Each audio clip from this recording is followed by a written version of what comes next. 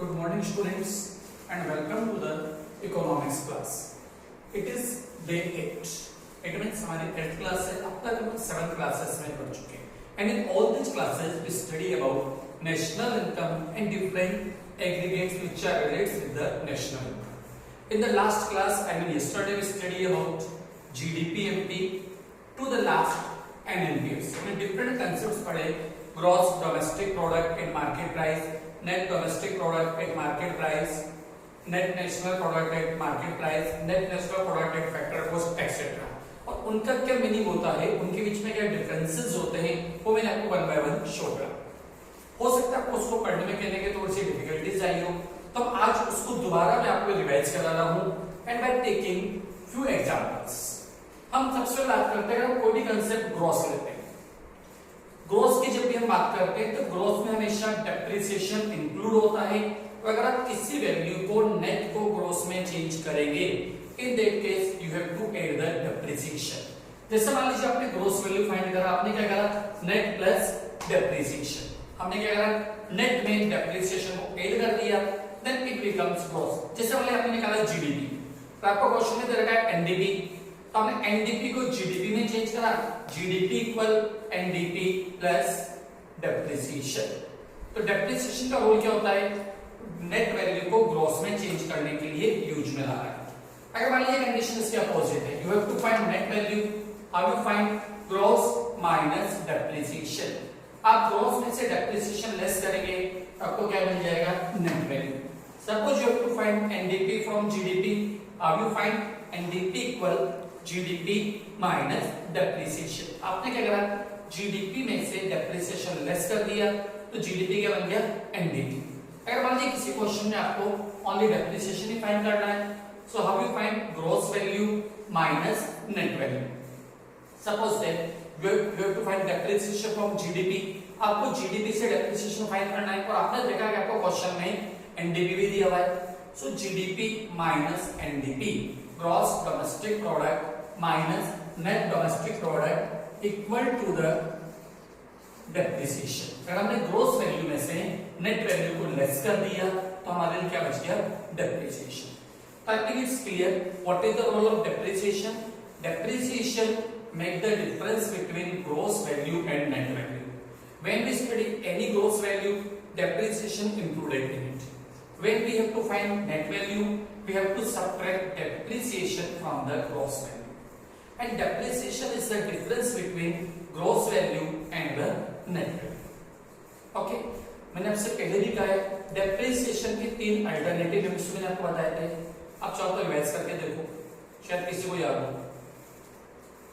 These are consumption of fixed capital, capital consumption allowance, and replacement cost. These are the alternative name of depreciation. तो ऐसा नहीं कि exam में depreciation लिखा है, अगर मान लिखा हुआ है कंजम्पशन ऑफ फिक्स्ड कैपिटल तो आपके लिए डेप्रिसिएशन ही है, पर क्वेश्चन सॉल्व करते टाइम पे आप उसको कंजम्पशन ऑफ फिक्स्ड कैपिटल के नाम से ही लिखेंगे. तो I think it's clear. Again depreciation make the difference between gross value and the net value. Second we have to take the national value and domestic value, otherwise national income and domestic income. What is their difference? Their difference is NFI, net factor income from abroad. It is the difference between factor income received from abroad minus factor income paid to abroad. जो factor income, जो हमारे factors of production है, land, labor, capital, entrepreneur, उनके case में income मिल रही है, rent, wages, interest और profit.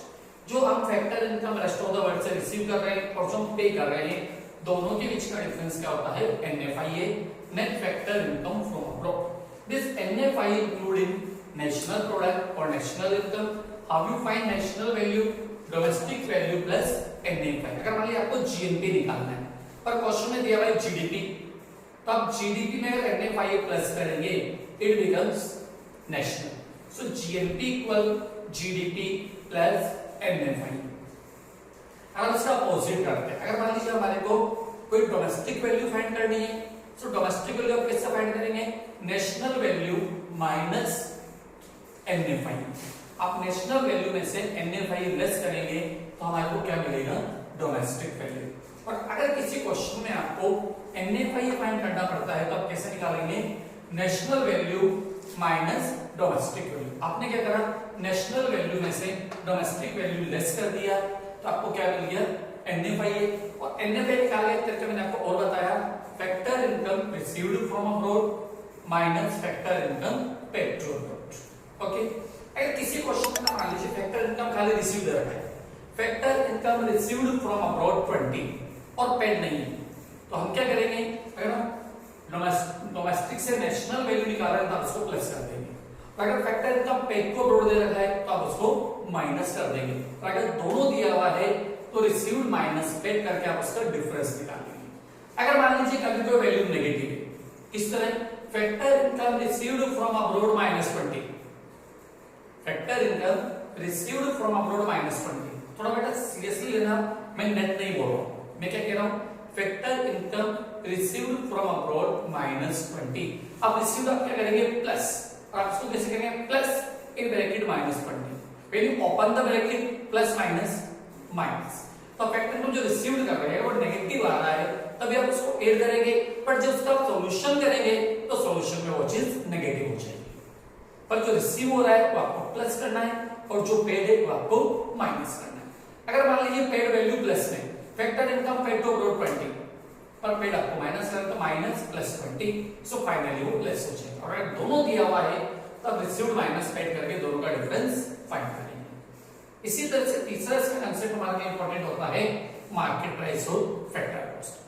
जितने भी कांसेप्ट्स आप पढ़ते हैं, चाहे वो जीडीपी है, जीएनपी, जितने भी कांसेप्ट्स आप पढ़ रहे हैं, या तो मार्केट प्राइस पर है या फिर वो फैक्टर कॉस्ट पर है। अगर मान लीजिए किसी कांसेप्ट के साथ कुछ भी लिखा हुआ नहीं है, सिंपली ऐसे लिखा हुआ है ग्रॉस डोमेस्टिक प्रोडक्ट, अब उसके नीचे ना तो मार्केट प्राइस लिखा है और ना उसके नीचे फैक्टर कॉस्ट लिखा है, अब आप क्या करेंगे, you have to consider is a market price, उसको क्या मानोगे, मार्केट प्राइस। और मार्केट प्राइस और फैक्टर कॉस्ट का डिफरेंस क्या होता है, अगर आपको फैक्टर कॉस्ट को मार्केट प्राइस में चेंज करना है तो आपने क्या करा, plus indirect tax minus subsidies. अब इसको शॉर्ट में ऐसे भी कर सकते हैं, market price equal factor cost plus net indirect tax. क्या बोलेंगे इसको, प्लस नेट इनडायरेक्ट टैक्स। अगर मान लीजिए आपको फैक्टर कॉस्ट निकालना है तो रिवर्स हो जाएगा, factor cost equal market price minus indirect tax plus subsidies.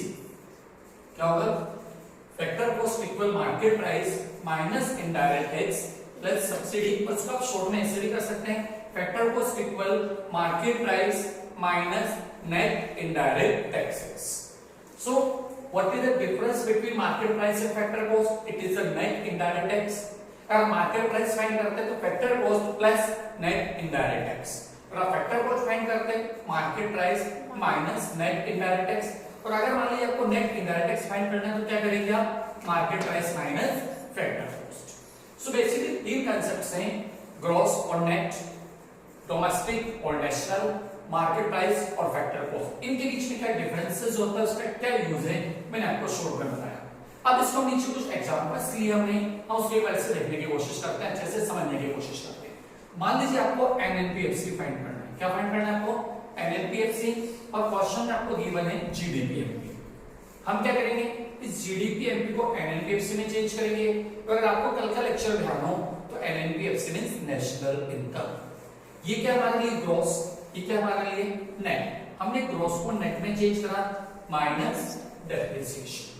Second domestic, ये क्या हमारे लिए नेशनल, हमने डोमेस्टिक को नेशनल में चेंज करा, प्लस एनएफआई। उसके बाद एफसी मतलब फैक्टर कॉस्ट, और ये मार्केट प्राइस। अब मार्केट प्राइस को फैक्टर कॉस्ट पे चेंज करेंगे तो आपने क्या करा, minus indirect tax plus subsidies. क्या करा आपने, minus indirect tax plus subsidies.